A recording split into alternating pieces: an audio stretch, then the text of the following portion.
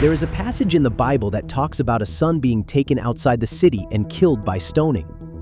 It is written in one of the most important books of the Old Testament. And for centuries, this passage has been used as an argument for one of the strongest accusations against the Bible. But there is a detail that completely changes the way this text is understood. Some people ask, did the Bible really command people to kill disobedient children? But the right question would be, who was this son? What did it mean to be a rebellious person in that society? And was this a common practice or an extreme legal situation within a world completely different from ours? Today, this passage continues to be debated by historians, religious scholars, and people who try to understand how ancient texts should be interpreted in the modern world. One single verse, thousands of years of discussion, and a question that has crossed generations. After all, does the Bible really command the stoning of children? Come with me, because that is exactly what we are going to discuss in this video. When many people read this passage for the first time, the conclusion may seem almost obvious. You might understand that the Bible commanded the killing of children who disobeyed their parents. But this interpretation leaves out a fundamental part of the story. The text was born within an ancient society with laws, authorities, and concepts of family very different from those of today. The Bible's rebellious son was not simply a child who talked back to his parents. The reality behind this passage is much more complex. What exactly is the text that created this controversy? What did it mean to be considered a rebellious son in ancient Israel? How do scholars and different religious traditions interpret this passage today? I will answer these and other questions for you in this video, because sometimes the greatest difficulty in understanding an ancient text is not found in the words. It is found in the world that existed before them.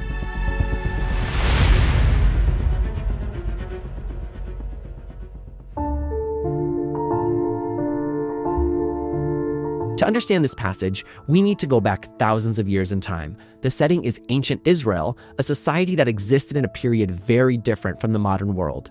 The laws of that people are gathered mainly in a collection of texts known as the Torah, the first 5 books of the Hebrew Bible.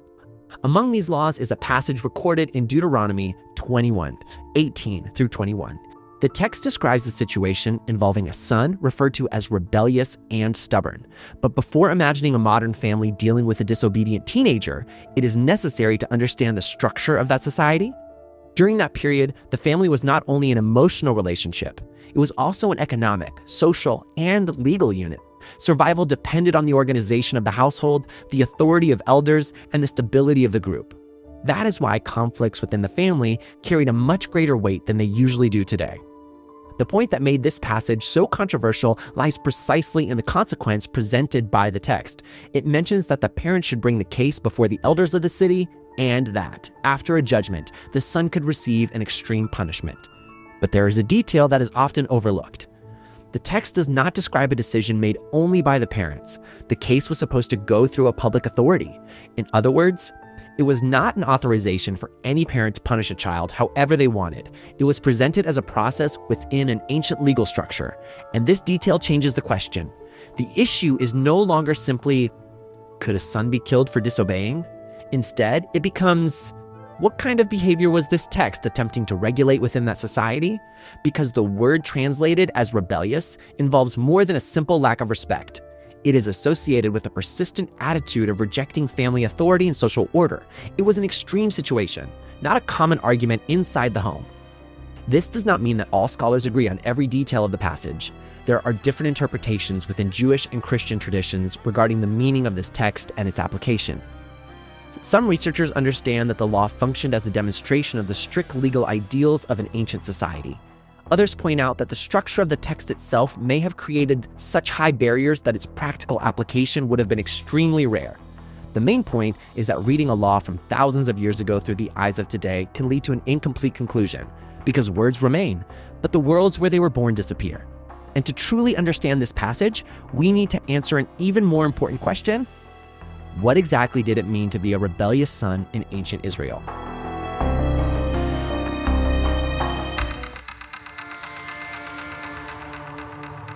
When we hear the expression rebellious son today, we almost automatically think of a child or teenager who disobeys their parents.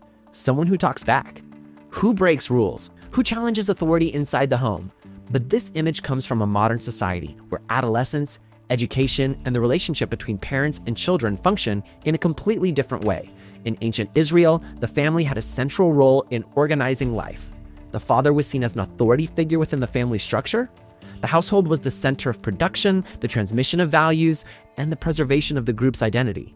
Therefore, a serious family conflict was not just a private problem. It could be understood as a threat to the very social order. It is within this context that the description of the so-called rebellious son appears. The text of Deuteronomy does not simply present a young person who refuses to obey a task or who commits an isolated offense. The passage describes someone considered persistent in his rebellion, someone who rejects parental correction and maintains destructive behavior. The text itself mentions characteristics associated with excess and an uncontrolled lifestyle. But there's an important question: how can we know exactly the scope of these words? The answer is that we depend on historical and linguistic studies as well as interpretations developed over the centuries. Within Jewish tradition, for example, later interpretations discussed extremely specific conditions for this case, making its practical application very limited. Some scholars observe that the passage may have functioned more as a statement about the seriousness of family authority in that context than as a description of a common practice. This difference completely changes the way we view the text. The passage is not simply talking about parents who are angry with children who do not obey. It is part of an ancient legal system where family, community, and authority were deeply connected. The conflict addressed by the text is much broader. What happens when a person completely rejects the structures that sustain that society? Today, our laws address family, education, and responsibility in different ways. How does a society decide where individual freedom ends and collective responsibility begins? And that is exactly where this ancient passage becomes more than just a discussion about a law from thousands of years ago. It begins to reveal a question that has followed humanity to this day. How do we balance authority, justice, and compassion? But to fully understand this issue, there is still something essential to discover. After all, is a law written in a sacred text a permanent command for all times? Or is it also a reflection of the era in which it was created?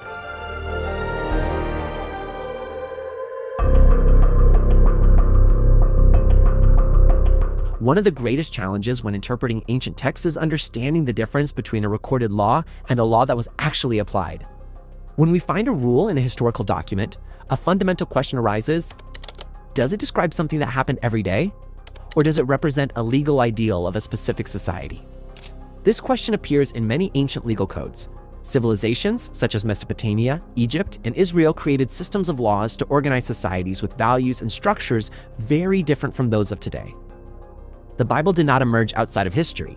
Its texts were born in specific periods with their own conflicts, customs, and forms of government. Therefore, scholars analyze these passages by considering the cultural context in which they were produced. In the case of Deuteronomy, the law is part of a collection of instructions intended for an ancient community seeking to organize its religious, social, and legal life. The great debate begins when someone tries to directly transfer an ancient law into the present day. Instead of asking, "What did this text say at that time?" ask, "How should this text be understood today?" This is one of the differences between a historical reading and an exclusively literal reading. Many religious traditions recognize that there are biblical laws connected to specific contexts of ancient Israelite society. Some were related to worship practices. Others dealt with civil matters of a community that no longer exists in the same way. Because of this, different religious groups have developed different ways of interpreting these rules. Some view these laws as permanent moral principles. Others understand that certain rules belong to the structure of that historical period. This debate reveals something greater about any ancient document. A text can preserve an important message even when its rules belong to another time. It is possible to study an ancient law without necessarily applying it in the same way today. Just as we can study the codes of ancient societies to understand their values, their fears, and their priorities, the question about the stoning of children then changes. It stops being only a discussion about a specific punishment, and it becomes a reflection on how human beings, across thousands of years, have tried to interpret written words from worlds that have already disappeared. Because understanding an ancient text does not simply mean reading its sentences. It means reconstructing the reality where those sentences made sense. And when we do that, the deepest question of all emerges: what does this passage reveal about justice, family, and the way humanity understands its own faith? So far, we have discovered that the passage from Deuteronomy does not simply describe a disobedient son receiving a punishment because of a family argument. We also saw that the term rebellious belongs to an ancient society with legal and family structures very different from our own. And we understood that a law recorded in a religious text needs to be analyzed within the historical period in which it emerged. But the most important part is still to come, because this passage reveals a discussion much greater than an ancient punishment. It speaks about how different generations interpret justice, authority, and faith. And it is precisely in this final part that we will understand why this text continues to be debated thousands of years later. But before we continue, leave a like on the video. I noticed that many people watch our content but forget to support us with a like. That way, you will help me continue bringing research like this about Christianity, besides helping more people understand historical and religious topics in greater depth. And now, let's get to the main question.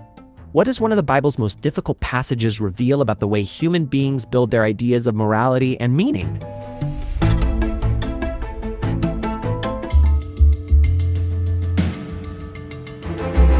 In the end, the discussion about the so-called rebellious son goes far beyond a punishment described in an ancient text. It touches on one of humanity's oldest questions. How does a society define what is right and wrong? In the world of ancient Israel, the family was one of the foundations of social existence. The continuity of the community depended on the transmission of values, the preservation of identity, and respect for structures of authority.